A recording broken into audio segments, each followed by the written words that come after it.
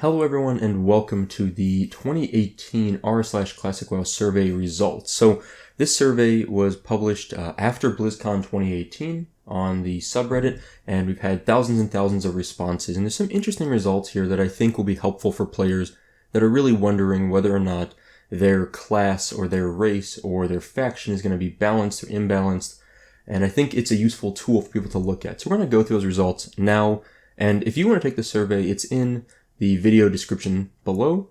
And otherwise, if you have some thoughts, you can post comments about what you think and your interpretation. I do encourage you to also check the link in the description of this video, which has the results themselves, including the raw data, because ultimately there's a lot of interpretations you can make from these data, and these are just my interpretations, so you may find something different. So I'm going to start off with the demographics, and these demographics are essentially just kind of seeing who is playing Classic WoW, who is excited for Classic WoW, and you should keep in mind that this survey was taken on a largely American website, or American base, American and European really, so it is skewed towards the Americas and Europe. There's also some interesting things about the age demographics. So the first thing we asked are, what content are people most excited about? And there's a lot of choices here. And one of the cool things about Classic WoW is that there really is a lot you can do in Classic WoW on your own, or in 5-man groups, or in larger 20 or 40-man raids. In this case, the most popular choice, and you could choose more than one thing, that's why we have such a large number of total results here.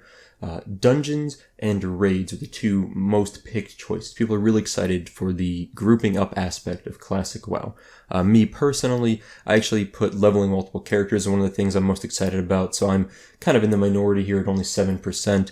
But there's a lot of fun things here, and this doesn't really change maybe where you're going to go with your character, but you can see there's quite a few things people are interested in.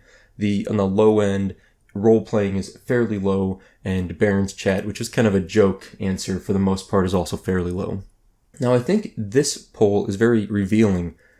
What is the average age, or what is the age of people that are playing Classic WoW, or will be playing Classic WoW? Most people here are actually between the ages of between the ages of 18 and 34. We actually have very few people under 18. I mean, this is really, the audience that will be playing Classic WoW are people that were probably old enough to play it when it was vanilla WoW, between 2004 and 2007 when it first came out. Really, like the vast majority of players, pretty much 90%, are between that 18 and 34-year-old bracket. After that, we have this very small sliver showing players that are under 18, and then also a slightly larger group between 35 and 44, which is still a minority, but really at this point 95 or more % of players will be between the ages of 18 and 44. So we're going to have a lot of gamers that are probably parents, a lot of gamers that probably have full-time jobs, and it's going to change the way the game's going to feel compared to what it was when we were all teenagers playing this game in vanilla WoW. So I have a feeling there's going to be fewer no-lifers in this game, and I don't mean that as an insult. I mean the people that really sit down and have 2 or 3 weeks to just rush to 60. I speculate there's going to be a lot fewer than what we might be feeling there would be, especially compared to what there could have been back in 2004 to 2007. So it's kind of cool, though, seeing that this is going to be a much older audience, I think, than a lot of modern game launches, in my opinion. And now this kind of goes along with the previous slide. What is the earliest retail World of Warcraft expansion you've played? Vanilla dominates this result. 70% of responses said vanilla, and another 18% said the Burning Crusade. So we have almost 90% of responses started playing before, let's say, 2010 or so. After that, it pretty much gets smaller and smaller slices of the pie as it moves forward through the expansions. And there's a very, very small subset. I mean, it looks like maybe 50 people responded saying Battle for Azeroth was their first WoW expansion. So for the most part, if this is true, and this holds true to the larger audience, we're going to see quite a few people returning to Classic WoW from vanilla. Now, again, keep in mind, the main people that responded to this poll were people that were on a subreddit for Classic WoW. So this may be the much more excited and hyped up players that are here because they played it previously. I expect that 70.7% part of the pie to shrink back as the game launches and it kind of gets picked up by more maybe mainstream gaming media, and we'll see people that have never played Classic WoW or Vanilla saying, oh, that looks kind of fun, maybe I'll try it. So at launch, we're going to have a very, very heavy, dominant player base of people that are familiar and have played vanilla WoW. But over time, I expect that to kind of shrink back a little bit as new players see the fun we're having and jump in. Now, this is a very short poll. We asked, do people have an active World of Warcraft subscription? And the majority, pretty much 75% or so, 73% said they do not have an active subscription, and about 27% said they did. Now, this is actually good news for Blizzard, because the way that, as far as we know, the subscription between Classic and Modern WoW will be shared, so $15 roughly per month to be able to play one or the other or both games. But this means Blizzard may be really bumping up their subscriber base. If we get, even if they get 1 million people, let's say 1 million people play Classic WoW, that's 750,000 people will be resubscribing. Now, I do expect that this is not necessarily going to hold true because a lot of players that will be playing Classic WoW probably are currently subscribed for Battle for Azeroth, but don't really know enough about Classic to care about it. But once Classic WoW launches, they might jump over from Battle for Azeroth, try Classic, and enjoy it. So I think the actual percentage of people that currently don't have it, or, let's say 73% of the respondents don't have a subscription, I think, again, we'll see a lot of Modern WoW players kind of move into Classic, at least to try it, and stick around maybe for a few weeks to a few months. And I think some minority of that, some subset of that at least, will stick around permanently. But overall, I expect Blizzard is going to be very happy that they're going to bring in a lot of new players completely to World of Warcraft that are just interested in trying this sort of time capsule of WoW that have never played WoW before. Or Blizzard is going to be excited because they're bringing back a lot of players that have lapsed, that have left and decided they don't care anymore. They got tired of the game. Maybe flying mounts were added and that was the last straw for people. Or maybe they just got bored and moved on, but they really liked vanilla and maybe they'll come back. So Blizzard's going to be pretty happy with this, I think. This kind of goes with that last poll where what is the most recent retail WoW expansion you've played? Now, half of all people have said they've played Battle for Azeroth most recently, but at the same time, if we go back, 3/4 of people said they don't have a current WoW subscription. So it doesn't work necessarily perfectly, but we can kind of allude from this that maybe of the 75% that don't have a subscription, or the 25% or so that do have a subscription, 50% of the total respondents have played Battle for Azeroth, which means that a lot of people have bailed out on Battle for Azeroth, at least from the responses from this survey. It looks like maybe, now we do have the raw data, I could look at this further, but it looks like approximately half of people that played Battle for Azeroth didn't stick around, like they're already gone from it, at least for this survey. So that's kind of an interesting takeaway here. Otherwise, it looks like a lot of people have played, almost, let's say 75% roughly, a little less than that, have played Battle for Azeroth or Legion. So they have tried Modern WoW somewhat recently, like 65%, let's say. And that's interesting. So it really means that players have tried Modern WoW, but they maybe weren't excited enough about it to stick around, and they're looking forward to Classic WoW as far as the responses for this survey. So that's kind of cool. And we do see a small sliver there of people that played vanilla and have not touched it since then. It's a very small minority again, but it's kind of cool to imagine those people that played this game they probably loved, really literally over a decade ago, maybe longer depending on when they quit, and now they're excited to come back to it. So that's got to feel really good for those people.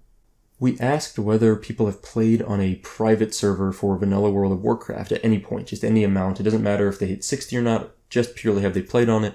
And 71% of respondents said that they did at some point or another have played on a private server. So there is a huge overlap between the communities of people that want Classic WoW and will be playing and are excited for it, and people that have played on private servers. Now, that's not really surprising. There's a huge story about Nostalrius and their relationship to Classic.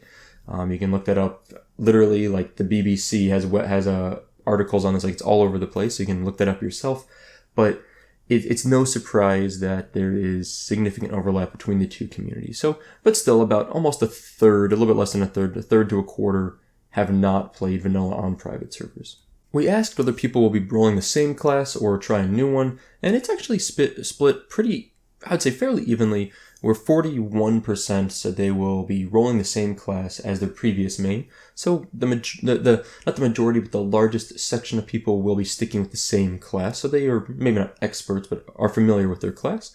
And about 34% said they will be rolling a new class or one that they'd played very little.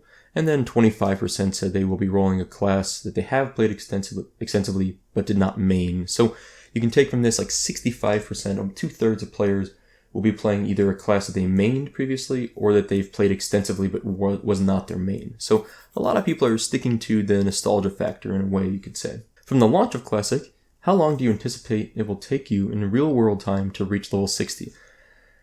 I'm a little skeptical of some of this. Now, some people said less than 1 week. That's very hardcore. People on the blue bar on the far right is less than 1 week, and the the red bar below that is 1 to 2 weeks.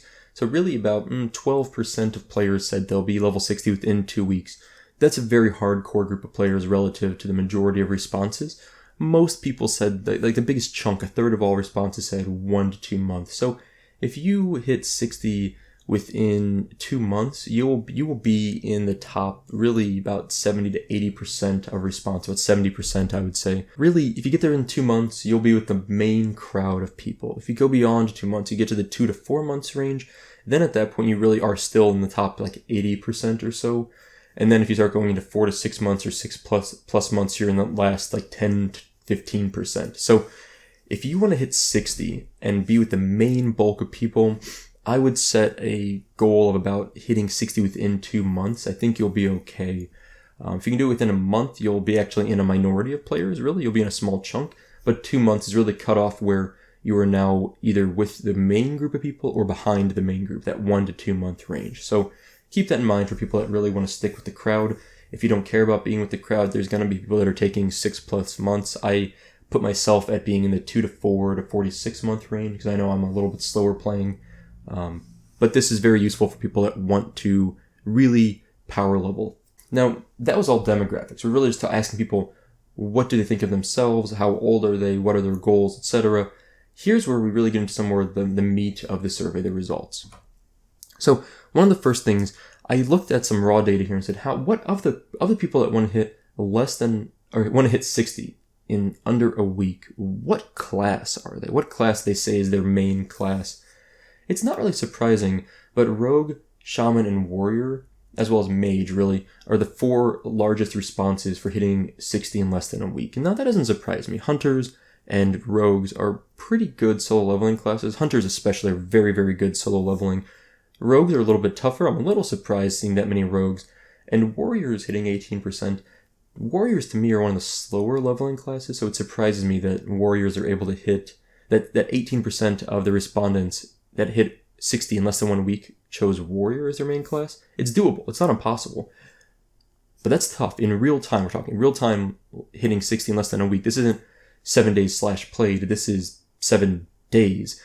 You're looking at realistically, I would say most of these people are going to take a very minimum like 3.5 days of real play time.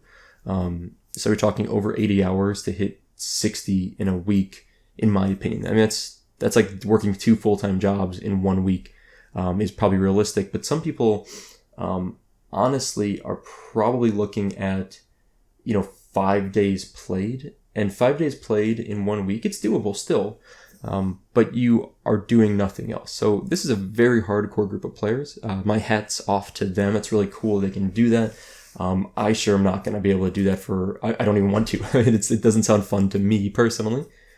But that's kind of the beauty in Classic WoW. You can do what you want to do. You don't have to rush to 60 if you don't want to. But otherwise, we do see priests. 6% of the people that responded are priests. I mean, that's incredible to me for priests to manage to hit 60 in less than 1 week of real time. So I think this is kind of a funny result. It's a very small subset of responses, keep in mind. Not a lot of people said they were going to do this, but I thought it was fun to look at the class breakdown. What it does mean, if this is true, and you hit 60, you're going to, in the first week, you're going to mostly be surrounded by warriors, which is good. You should have tanks, hunters, rogues, and mages. As far as healers, now to be fair, this is not split by faction, so the paladin and shaman numbers are very low because fewer people select them overall. But your healing choice is fairly limited. So healers, if you get a healer to 60 in less than a week, you are going to be a very popular person, is one takeaway from this. Now, I also broke it down into per class time to 60. So this is how long will it take for each person that responded as Druid, let's say on the far left, to hit 60. And you can see the total number of responses on the y-axis and the class on the x-axis. For the most part, there wasn't a lot of surprise from this. I will say, if you look just across this green line here, and I really apologize for people that are colorblind. I know this entire presentation is not helpful for you. I'm really sorry. I didn't have the time to modify this for the colorblind folks, so my apologies. But this box right here is the green 2 to 4 weeks. And if you look across this 2 to 4 week line here, if this holds true, just based on the number of responses and the rate at leveling, there's going to be a huge amount of warriors that are level 60 by the 4 week mark relative to most people. I mean, there will be more warriors that are 60 at 4 weeks than there would be shamans overall. Now, we can probably cut the warrior number in half to compare to shaman, truthfully. I mean, paladin and shaman are lower because only half of respondents can really choose them, roughly half. But even still, we're going to get a huge amount of warriors relative to shaman, let's say. So if you're on the horde, if we cut this warrior number in half, the 2 to 4 weeks, we're looking at about here. And I guess it is still, pretty significant. So what I mean is, where my mouse cursor is right now, that's about where we would expect the 4 week warriors to be on horde side. And it's still not quite double what the shamans would be. So again, this goes back to how many warriors said they're going to hit 60 early. But overall, there's not a lot to take away from this, but I do like to see the breakdown. And for the most part, people really did respond fairly evenly, especially beyond the very initial 1 to 2 weeks. If you go to the 2 to 4 week and beyond ranges, per class, it doesn't change a lot. Now, I also scaled this a little bit differently, as if it was all 100%. So imagine that they were equal proportions across them, and we're really just looking at the percentage of each class that responded. And in this case, again, it's a fairly straight line across. We do see warriors tend to edge up a little bit higher early on. So, in the 2 to 4 week range, 40% of all warriors said they will hit 60 within a month. That's the highest of any class by a long shot. For example, druids responded that only 25% of druids expect to hit 60 within a month. So what that means again is early on, we'll see a lot of warriors hitting 60, and then over time, other classes will be catching up. So for people racing to 60 that want to be useful and helpful, I mean, we always need more tanks, so it's actually great to see a higher portion of tanks hitting 60 early on, or of warriors, let's say. So I know there's bear tanks, I know there's paladin tanks, but of warrior tanks, like what I would say, the most popular tank, they hit 60 early, and that's going to be really helpful for early 60s that need 5-man groups. So I think warriors are going to be probably okay, even though they are a majority, or not a majority, the largest section in the first month hitting 60. They're going to be fine overall. And I'm really, honestly, kind of impressed with the overall consistency of this plot. I mean, really, people seem to pick a class regardless of how fast they're going to hit 60 personally, and then they decide, I'm going to hit 60 in 2 months or 2 weeks, and then whatever class they pick, that's what they're going to do it with, and it's fairly level across the board. So kind of interesting. This is sort of demographics, but I think it goes a little bit more into player information results. What region would be playing on? This is important just to keep in mind that the responses are, half of them are from the Americas, which I would say is largely North America. It's probably the US, a big significant portion. And then Europe is 43% of responses. Asia was just like a blip. Like if any results from the data from Asia responses are almost so small in scope, we don't have enough responses to really pull anything out of that reliably. And then Oceanic was about 5% or so. So a decent Oceanic representation. But this basically means that the results I got from Asia, I'm not really counting because it's the error is too significant. We have that few responses. Now, what type of server will you be playing on? I never realized that was a typo. That's in the poll, that typo. Interesting. What type of server will you be playing on? So the majority of respondents, this probably isn't surprising, you're going to be playing on PvP servers, about 70-71%. and about 20% are PvE. That leaves behind about 8%, 8 to 9% for role-playing servers, which actually isn't that bad. If you're interested in a role-playing server, I don't really play on them personally. My advice would be to go to a role-playing PvP server, because there are going to be a lot more people there overall, probably 3 times as many, which actually scales out pretty consistently with the PvE versus PvP non-RP servers. But, I mean, really got a Pac-Man going on here where it's eating the smaller side of this whole thing just from PvP servers. So PvP dominates, whether it's role-playing or normal servers. I did break this down a little bit more for people that are role-playing that are interested in this. I know there's such a minority of those players that sometimes it's hard to get information, so I want to show this a little bit better. For the most part, you look at Americas and Europe, top left and bottom right, very similar, right? So this is, for people that responded as playing in America, for people that are playing in America, what percent are playing on a role-playing server versus non-role-playing? In America, 92% said non-role-playing, and about 8%, 8.2% said role-playing. In Europe, it's similar. 7% said role-playing, 93% said non-role-playing. So a slight lead in terms of number of role-players in America, but not significant. In Asia, there's a 12% of the responses said role-playing, but again, the responses are overall so low for Asia that I don't think we can necessarily trust that result. I assume that if we had 20,000 responses from Asia, we would see that role-playing percentage is 7 to 8% probably. But we do have, and this is interesting, we do have enough oceanic responses, in my opinion, to trust these results to some extent.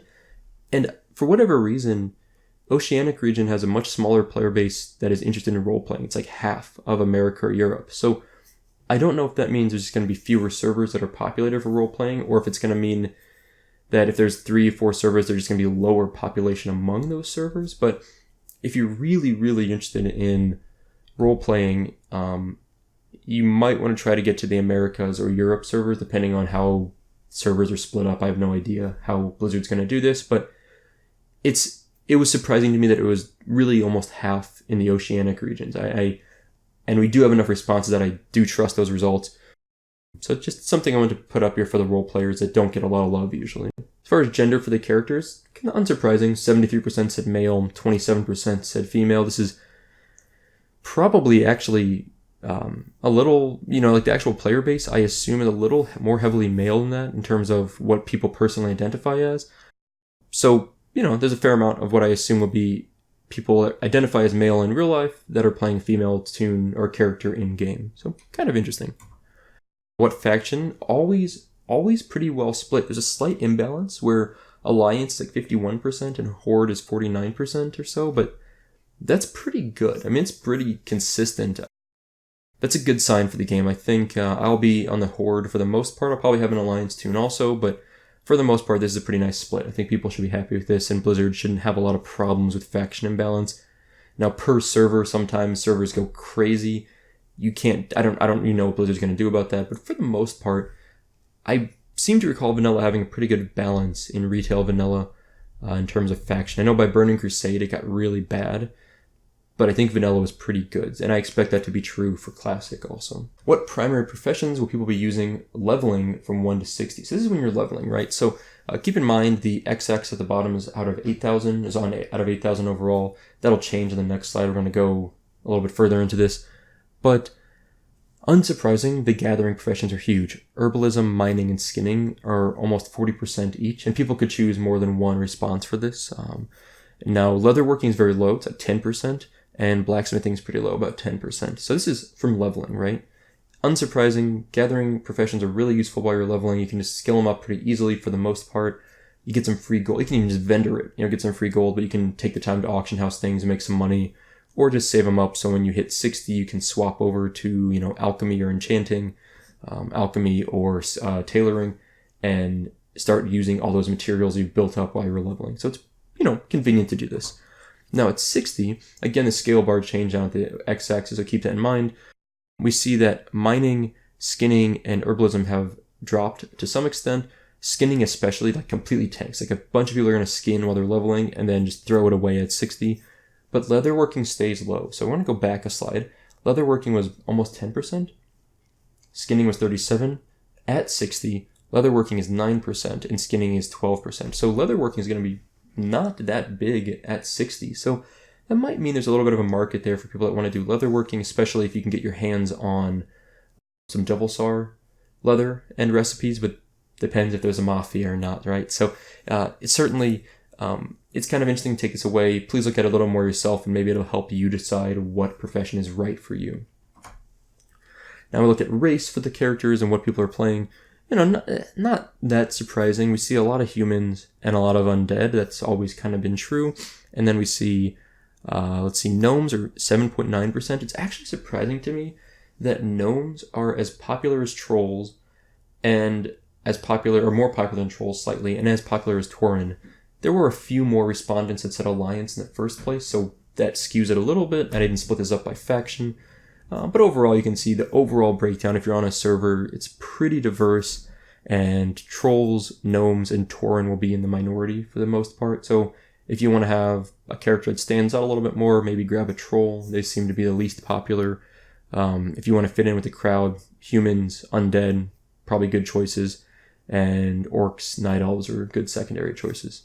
What class will your character be? So class breakdown, the most popular class was warrior, which is pretty nice because honestly, in 5-mans, there's never enough warriors. When you're leveling at 60, you always need more warriors. That's awesome. For raids, I personally think that there's usually enough main tank warriors. The problem with main tanks in vanilla, in my opinion, not problem, but situation is that you need to gear up a main tank. You can't have like 5 main tanks in your guild. You really want 1 or 2, and then a few off tanks. So there's only so many warriors you need for a raiding guild. If you have consistent warriors that log in and stay in the guild for a long time, then you don't need more warriors. Not for tanking anyway. DPS warriors, especially later in vanilla, can get pretty insane.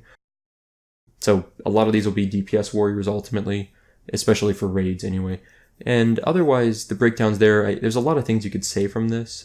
Keep in mind, this is all factions mixed together, so Shaman and Paladin are lower.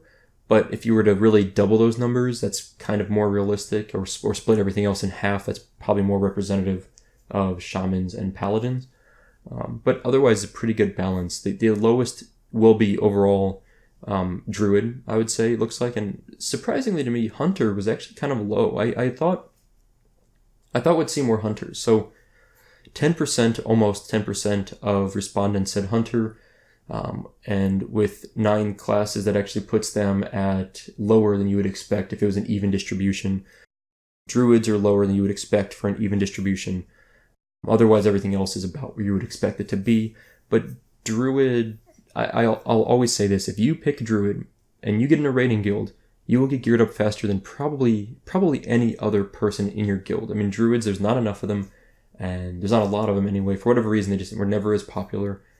And they just get gear. Like, you might be the only druid in the raid. If something drops, or if there's 2 druids in a 40-man raid, you guys are getting, 1 at every 2 pieces of gear for druids. So it's very easy to gear up as a druid. So if you just want epic loot, then I really recommend you consider druid. You'll most likely be healing in a raid. Depending on your guild, you may be able to do feral DPS, and occasionally you could off tank.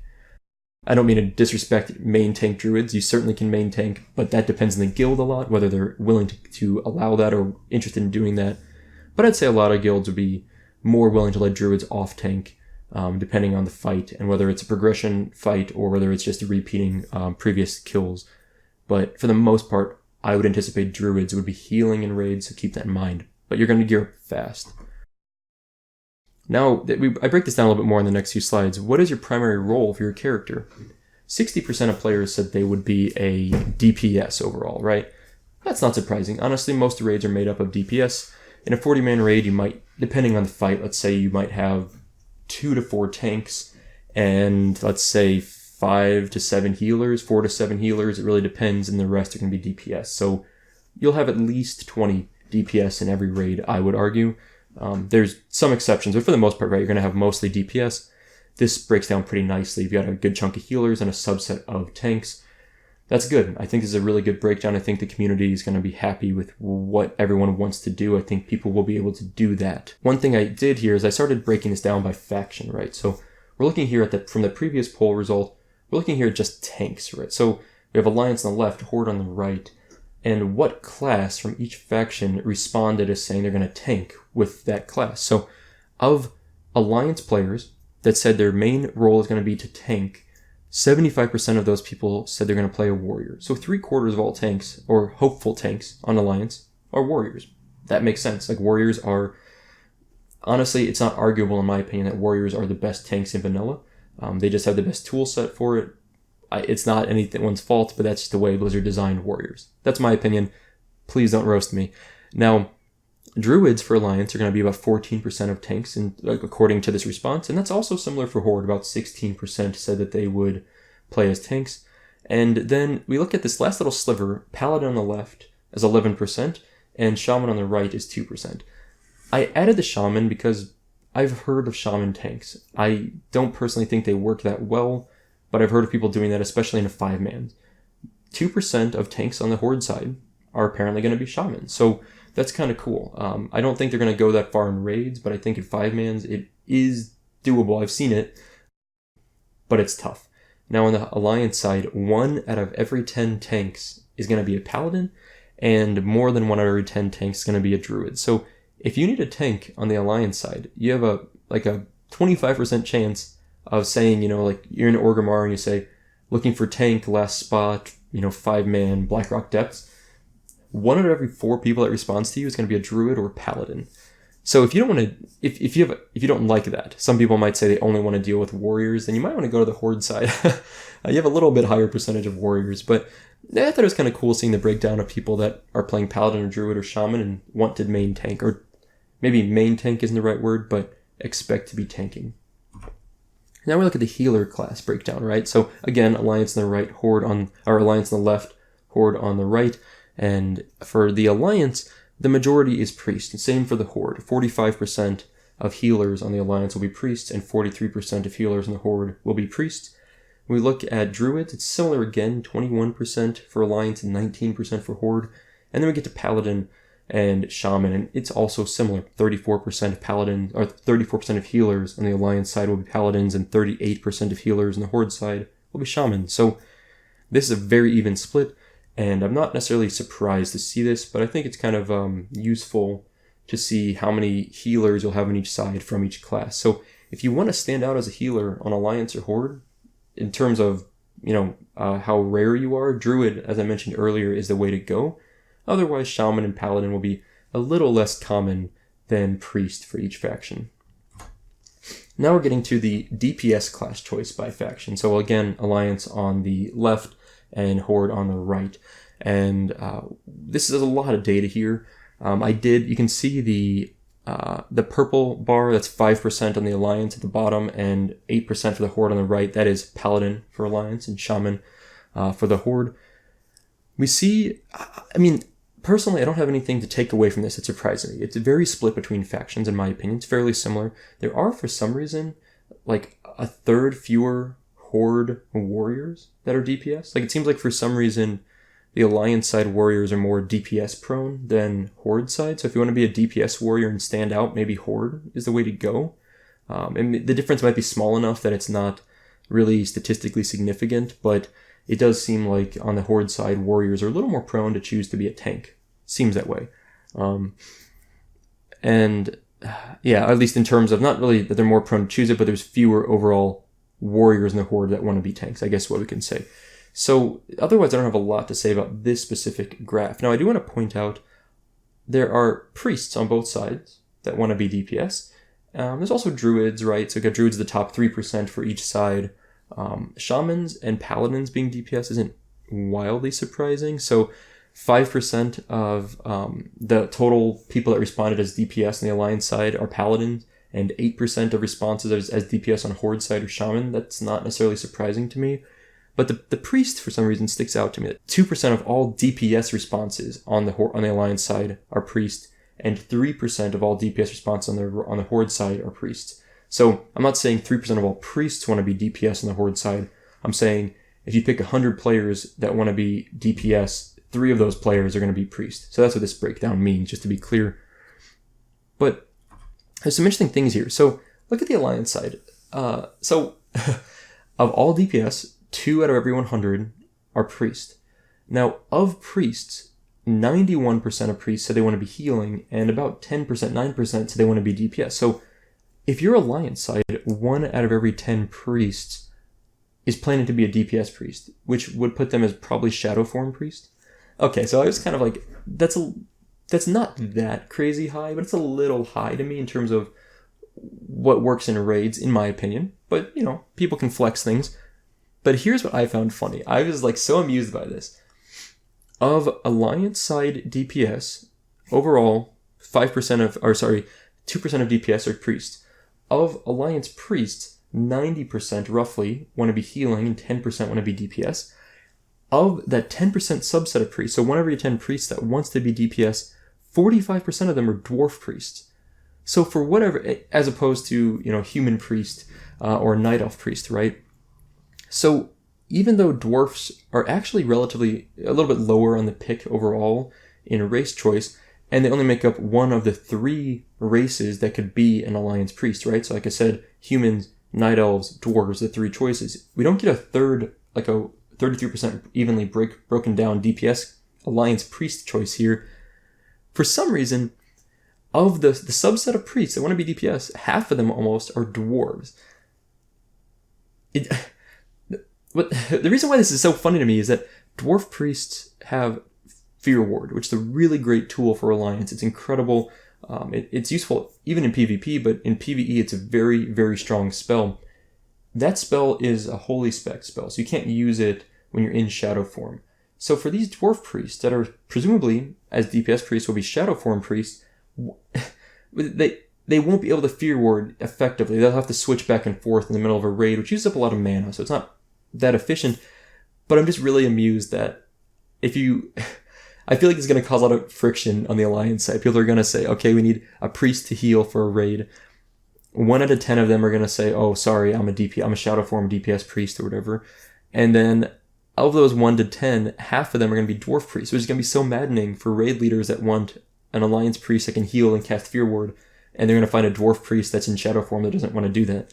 Now, I'm kind of playing this up a little bit, but I found it very funny overall. And what I also want to give you a hint at here, if you are in a 5-man group and you're looking for a healer, and a priest says, oh, I'm a healer, okay, and so what that means is you have a 1 in 10 chance of that healer actually being shadow form, but just not telling you that they're actually shadow form spec'd. So you have a 1 in 10 chance of that happening.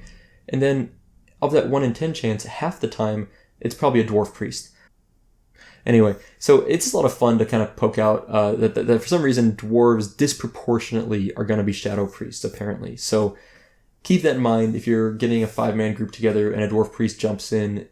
There's an above average chance that they are going to be shadow form secretly, and they're just going to tell you that they're holy spec for their 5-man to get into the group. I just thought it was kind of a funny outlier here. Anyway, that's all I have. So I really encourage you to check out the raw data or just the Google Sheets data. It's in the video description here. There's a lot of things you can do with the raw data. You can download it as an Excel sheet and do whatever you want. I just spent a little bit of time kind of looking at some of the detailed things that I wanted to look at. Hopefully this is useful for helping you decide what class or what role you're going to play. And otherwise, that's all I have for today. So thank you guys for watching. I hope you enjoyed it, and I'll see you next time.